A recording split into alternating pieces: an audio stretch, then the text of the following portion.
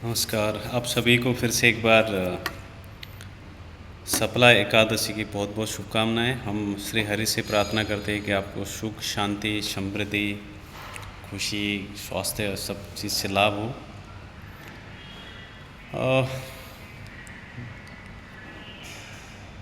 ये एकादशी सफला क्यों पड़ी है, इसके पीछे कुछ दो कहानियां हैं, करीब करीबन एक जैसी है, थोड़ा अंतर है उसमें। पहली कहानी ये है कि एक शुरुआत होती है कि जब राजा युधिष्ठिर कृष्ण से पूछते हैं भगवान से कि ये भगवान, इस एक पौष मास में जो कृष्ण पक्ष की जो एकादशी आती है उसका क्या महत्व है। तब वो कहानी बताते हैं। चंपा नगरी एक बहुत विख्यात पुरी थी जिसमें राजा महिष्मद नाम के राजा राज्य करते थे। उसका 4 पुत्र थे। सबसे बड़ा पुत्र उनको बहुत ही बदमाश, पापाचरण करने वाला हमारे जैसे थे, जो मांस मदिरा का सेवन करे, चोरी करे, गुंडागर्दी करे, प्रस्ती गमन करे, तो इसलिए उसका नाम उनके भाइयों ने, उनके पिताजी ने उलुम्बक रखा था। तो इसके कर्मों के बहुत वजह से राजा ने उसको नगर से निकाल दिया। फिर वो नगर से बाहर रहने लगा जंगल में, और रात को नगर में आके लूट मार करता था। पूरे नगर वाले उससे परेशान। तो एक संयोग बस ऐसा हुआ कि एक दिन दसवीं के दिन रात को एक पीपल के पेड़ के नीचे था वो। शरीर में वस्त्र नहीं थे और ठंड के दिन थे, तो बहुत निर्वस्त्र होने के कारण, ठंड होने के कारण वो सो नहीं पाया रात भर, उसी पेड़ के नीचे रहा। और जब अगले दिन सुबह हुई, सूर्य के प्रकाश उसके शरीर पे आया तो उसको नींद आई। पूरा दिन भर उसने अनायास ही उस व्रत का पालन किया, संयोगवश हो गया। और जब संध्या समय होने वाली थी तब वो जंगल गया, फल जो मिले वो फल लेके आया, और उस फल को खाया नहीं। दैवीय कृपा के कारणवश उसने वो फल श्री हरि के चरणों में रखा। बोला कि भगवान विष्णु, ये फल आपको समर्पित है, मैंने बहुत पाप कर्म करे हैं। वो पश्चाताप के अग्नि में जल रहा था। उसने वो फल पेड़ के नीचे रखे और उनको समर्पण किया। इसी समय एक आकाशवाणी हुई कि राजकुमार, तुमने सफलता एकादशी का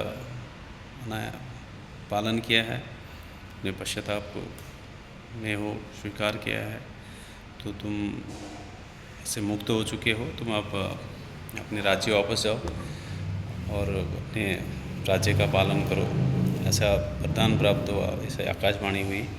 और ऐसा भी कहते हैं कि पुत्र प्राप्ति की भी उनको आशीर्वाद मिला। कहीं कहीं ऐसा जिक्र भी है पौराणिक कथाओं में कि एक अशोक भी वहाँ पे भेजा गया।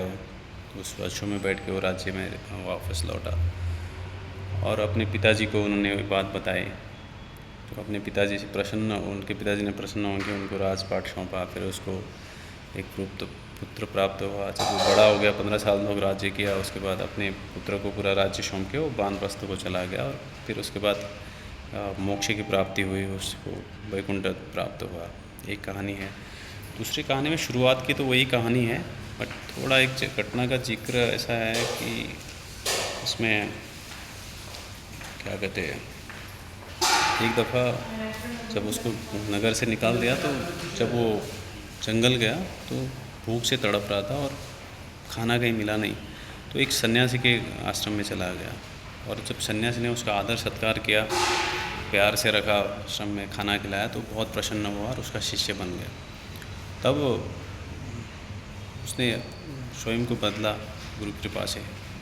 उसके बाद फिर सन्यासी ने उनको बताया कि तुम एकादशी का व्रत करो, इसका पालन करो, तो तुम्हें सब चीज़ों से मुक्ति मिलेगी। तो उसके बाद ऐसा कहते कि एक जगह कहीं जिक्र है कि वो सन्यासी के भेष में उसके ही पिताजी थे।